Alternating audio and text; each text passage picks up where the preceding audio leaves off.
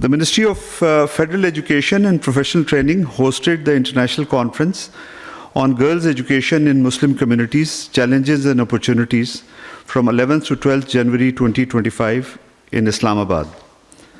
The global summit was attended by the Prime Minister of Pakistan, Secretary General OIC, Hussein Brahim Taha, Muslim World League Secretary General, and the Chairman of the Organization of Muslim Scholars, Sheikh Dr. Muhammad bin Abdul Karim Isa, besides high-level officials, ministers, and dignitaries from a number of other Islamic countries.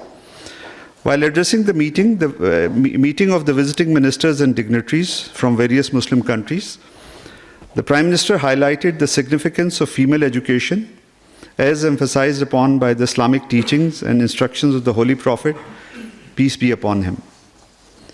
He highlighted a number of reforms undertaken by the government in education sector.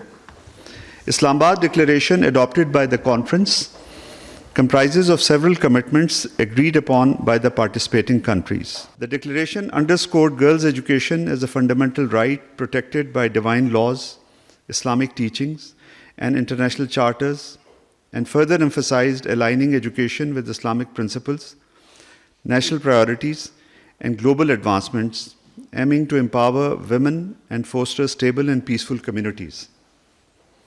On the sidelines of the conference, Prime Minister Mohammad Shahbaz Sharif met with Mr. Hussein Brahim Taha, Secretary General of the OIC, and Secretary General of the Muslim World League, Sheikh Dr.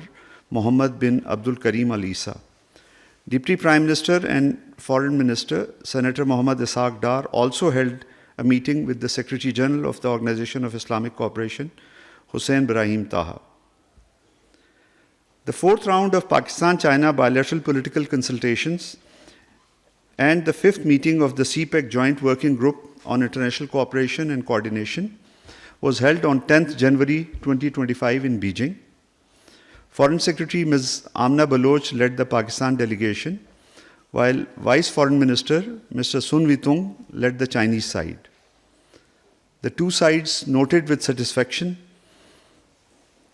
the positive trajectory of Pakistan-China relations and reaffirmed the commitment to further deepen the all-weather strategic cooperative partnership.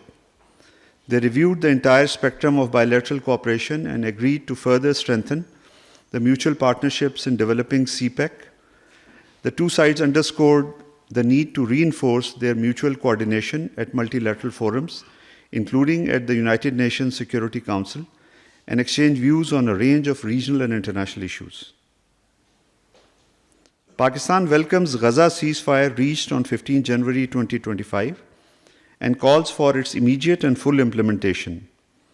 It is hoped that the truce would lead to permanent ceasefire and help in scaling up humanitarian assistance. Indiscriminate use of force by Israeli occupation forces has caused unprecedented loss of lives and property and displacements of hundreds of thousands of innocent Palestinians. Israel's expansionist designs have destabilized the entire region. Pakistan reiterates its support for a just, comprehensive, and durable solution to the Palestinian issue, leading to the establishment of a sovereign state of Palestine based on the pre-June 1967 borders with Al-Quds al-Sharif as its capital. Pakistan-UK friendship is characterized by warmth, cordiality, robust cooperation, and trust. As such, we note with deep concern the increasingly racist and Islamophobic political and media commentary in the UK that is aimed to conflating the reprehensible actions of a few individuals with the entire 1.7 million British Pakistani diaspora. Pakistan strongly rejects the baseless accusations and unfounded assertions made by India's Defence Minister and Chief of Army Staff on 13th and 14th January 2025. Jammu and Kashmir remains an internationally recognized disputed territory whose final status is to be determined in accordance with the relevant United Nations Security Council resolutions and the aspirations of the Kashmiri people. In this context, India has no legal or moral grounds to assert fictitious claims over the territories of Azad Jammu and Kashmir and Gilgit-Baltistan.